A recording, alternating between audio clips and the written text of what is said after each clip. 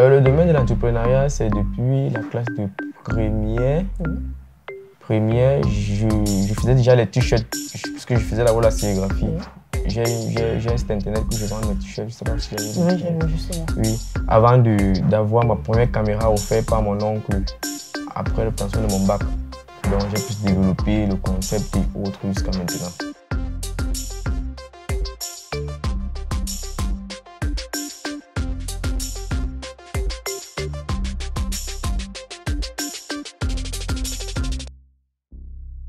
Jordan Wakam, plus connu sous le nom de Jaguar, est avec nous ce matin. Bonjour Jaguar et bienvenue dans la maison des leaders. Pourquoi l'appellation Jaguar? Bonjour Lise. L'appellation Jaguar vient de mes amis de classe qui ont vu ma rapidité dans le travail et mon acharnement en fait. D'où vient ce nom et que tu as décidé de garder directement. Et parle-nous justement de ta structure Infinity, partie 237. Ma structure, en quelques mots, vient juste de l'esprit que j'ai entrepris à l'intérieur. Donc j'ai pensé, j'ai su et c'est là. Pour nos services, nous faisons dans le service digital, tout service digital en fait, dans tout. Donc détaillé, graphique design, photographie, infographie, montage vidéo, tout en fait, même dans les sites internet. Et ça fait combien de temps que vous existez? Ça fait déjà pratiquement 6 ans que nous existons. Et toi, en quelle année tu t'es lancé dans le domaine de l'entrepreneuriat? Le domaine de l'entrepreneuriat, c'est depuis la classe de première. Première, je faisais déjà les t-shirts, puisque je faisais la sérigraphie. J'ai un site internet où je vends mes t-shirts, je sais pas si vous avez vu. Oui, j'ai vu justement. Oui, avant d'avoir ma première caméra offerte par mon oncle après l'obtention de mon bac.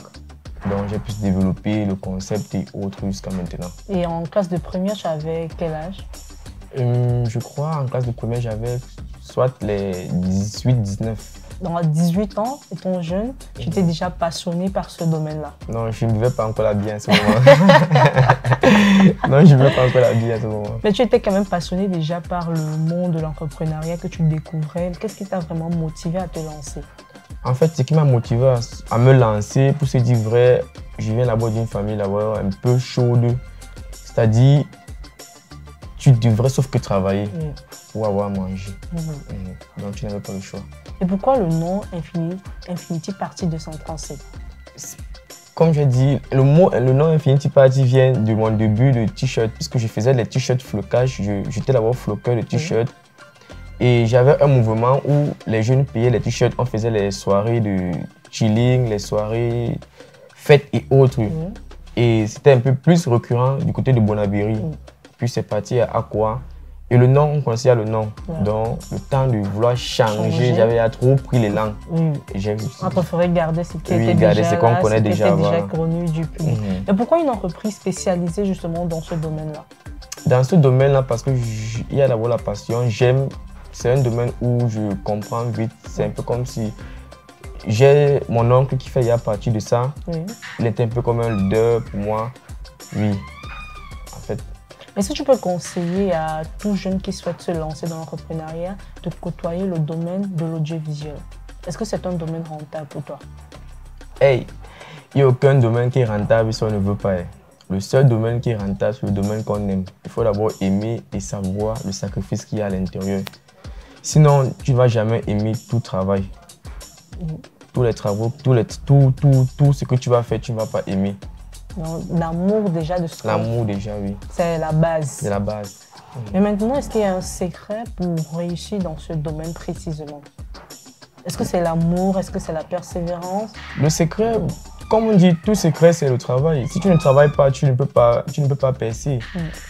Tu travailles, tu perces. Tu ne travailles pas, tu ne perces pas.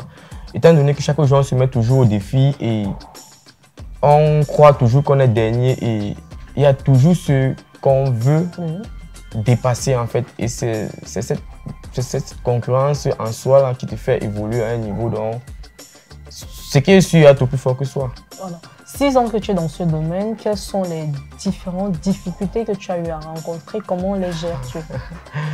Les différentes difficultés que j'ai eu à rencontrer, j'ai eu beaucoup de difficultés. C'est tu vas d'abord travailler gratuitement. Ça ne manque oui, pas. Ça ne manque pas, oui. Oui, tu vas d'abord travailler gratuitement. J'ai beaucoup appris. J'ai travaillé avec les cabres en Jeep, les moustiques, les tic dengue. C'est moi qui faisais les vidéos au départ. Oui. Tout, je sais pas, Singila, j'ai fait les photos de Singila, photographe. En fait, j'ai fait avec presque tous les artistes qui sont en vogue en ce moment. Oui.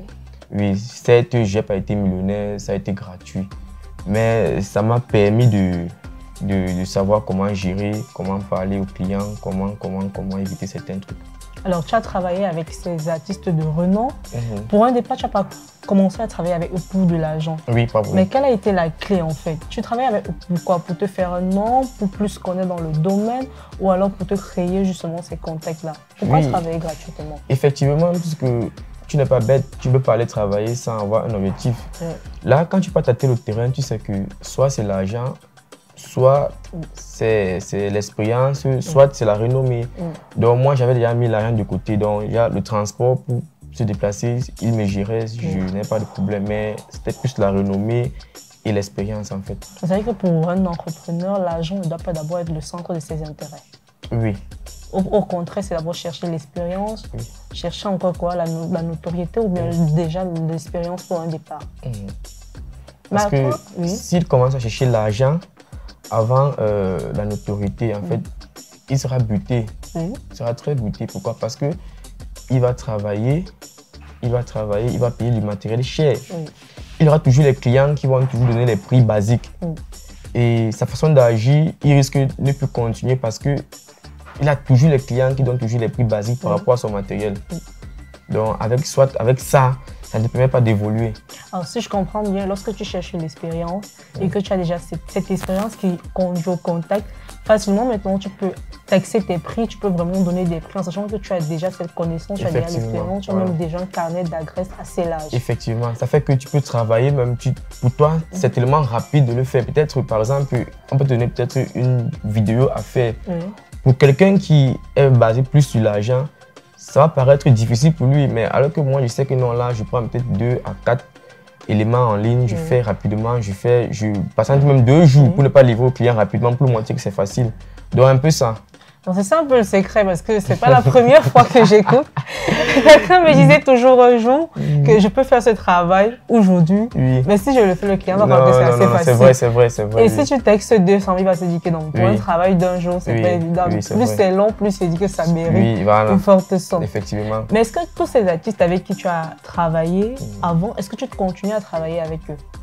Tous ces artistes, pour vous dire vrai, je continue à travailler avec eux en externe, c'est-à-dire il y a certains éléments qui ont peut-être besoin de moi, urgemment que je m'y connais. Parce que quand tu travailles avec quelqu'un qui laisse ta marque, tu laisses ton empreinte digitale, je fais un coucou à Robinson Pifo, le manager de Tic Dengue, qui a aussi son entreprise. Donc ça fait qu'il m'appelle souvent pour certains petits dépannages, trucs rapides là. Et pour toi justement, quelle est la qualité première d'un entrepreneur? La qualité première d'un entrepreneur, c'est d'être ouvert avec le client, être ouvert avec le public, être ouvert avec son entourage. Parce que la richesse même, en quelque sorte, ce n'est pas l'argent, c'est le portefeuille client. Oui, tu as un bon portefeuille client, les amis de moins, les clients de moins 5 ans à 10 ans. Sache que tu vas travailler pour lui, pour son enfant, pour son arrière-enfant, pour son arrière-arrière. C'est comme les médecins de famille. Voilà, donc c'est un peu ça. C'est un peu ça. Tu vas travailler pour ses soeurs, pour ses belles-sœurs. Si tu as gardé un très bon contact, ne vous séparez pas pour 5 000, pour 2 000, ou pour 3 000, vous chamaillez. Il y a des clients qui me doivent beaucoup d'argent. Si on veut compter, les clients qui me doivent de l'argent, ça part peut-être à peut-être 2,5 millions. Mais je ne peux pas les mettre la pression. Pourquoi? Parce que je sais qu'ils vont revenir. En fait, il faut savoir fidéliser sa clientèle parce que, entre guillemets, un client converti, c'est 10 clients gagnés. Effectivement. Et c'est vrai parce qu'on le voit, parce qu'il y a des clients, lorsqu'ils te donnent un marché, derrière, ils peuvent te ramener 5, 10, 15 personnes. Et ces personnes, il faut savoir les encadrer parce que même si, quelqu'un disait, même si tu ne payes pas bien, je sais que derrière, tu vas me ramener de... Mais il faut aussi savoir discerner. Il faut aussi savoir discerner. Pourquoi? Parce qu'il y a d'autres personnes qui c'est leur clé de départ. Oui. J'ai fait mon reprise, ça veut tellement dire client, il faut savoir discerner. Savoir faire tes priorités. Si tu vois que non, il est important, c'est peu, c'est vrai, et que c'est un travail qui ne va pas trop te coûter de temps ou d'énergie, ok, tu vas pas. D'autres mentent. Et je vais te donner les clients après. Parce que moi, je me dis même justement que celui qui va ramener ses clients, je ne sais pas si tu es d'accord avec moi, mais je me dis, celui qui va ramener ses clients, c'est pas même celui qui va te dire pour un départ que je vais te ramener. C'est ce client satisfait-là qui après, lorsque quelqu'un est intéressé, va filer ton contact. Voilà, j'ai même quelqu'un qui m'a fait ce travail et autres. Bon, c'est vrai, d'autres disent la vérité, d'autres mentent, mais il faut savoir, c'est pour ça que je dis il faut savoir discerner cela. Et comment justement trouver le financement pour lancer son projet? Le financement, c'est quoi? Il y a beaucoup de formations en ligne. Pour vous dire vrai, il y a beaucoup de formations en ligne. Tu peux devenir tout ce que tu veux en ligne déjà. Maintenant, pour devenir ce que tu veux en ligne, il faut la connexion. Mon principe, c'est quoi? C'est tu travailles l'argent pour payer le matériel qui va travailler l'argent. Oui, j'ai fait les chantiers, j'ai vendu au marché pour avoir un niveau, pour avoir. Avant qu'on m'offre mon appareil photo. Donc tu as travaillé pour produire? Oui, pour produire. Donc, si tu veux attendre l'argent qui va tomber du ciel, non, gars, c'est mort. Vous savez qu'on n'attend pas le financement forcément de quelqu'un. Non. Il faut aller soi-même d'abord chercher ce financement. Et oui, il faut surtout dire que ce que tu commences qui est petit, c'est petit pour toi mais grand pour les autres. Parce que d'autres vont dire non, j'ai seulement 5 000, je veux faire qu'avec 5 000. Non. 5 000 peut développer si tu développes. Il faut déjà croire en son projet. Chercher soi-même le financement en faisant des petits boulots. Et peut-être, pourquoi pas, demain, quelqu'un aussi comprendra où est la vision, où est-ce que tu souhaites aller. Parlant toujours de vision, quelle est donc ta vision à toi? Ma vision, c'est... Mon boss, là, il a dit que je suis le meilleur, mais je sais que je ne suis pas encore le meilleur parce qu'il y a plus meilleur que moi. Aujourd'hui, je suis devant la caméra. D'autres jours, précédemment, j'étais derrière la caméra. Ma vision, c'est d'être le meilleur et être reconnu, en fait, comme les Manu Dibango. C'est pas toujours l'argent. Faut être reconnu aussi comme les Manu Dibango. Que quand celui-là était là, voilà ce qu'il a fait. Alors, pour terminer, justement, on va terminer avec une astuce. Comment réussir dans le domaine de l'audiovisuel? Pour réussir dans le domaine de l'audiovisuel, étant donné que j'ai peut-être eu la licence, j'ai peut-être eu la chance d'avoir une licence en graphic design. Pour ceux qui n'ont pas de chance, parce que nous sommes les premières promotions UC au Cameroun. Pour ceux qui n'ont pas de chance de faire aussi les grandes écoles, par exemple, c'est de se former en ligne. Être autodidacte. Oui, autodidacte, oui. Se former beaucoup en ligne, beaucoup. Et les meilleurs tutoriels sont les tutoriels en anglais. Merci d'avoir accepté notre invitation.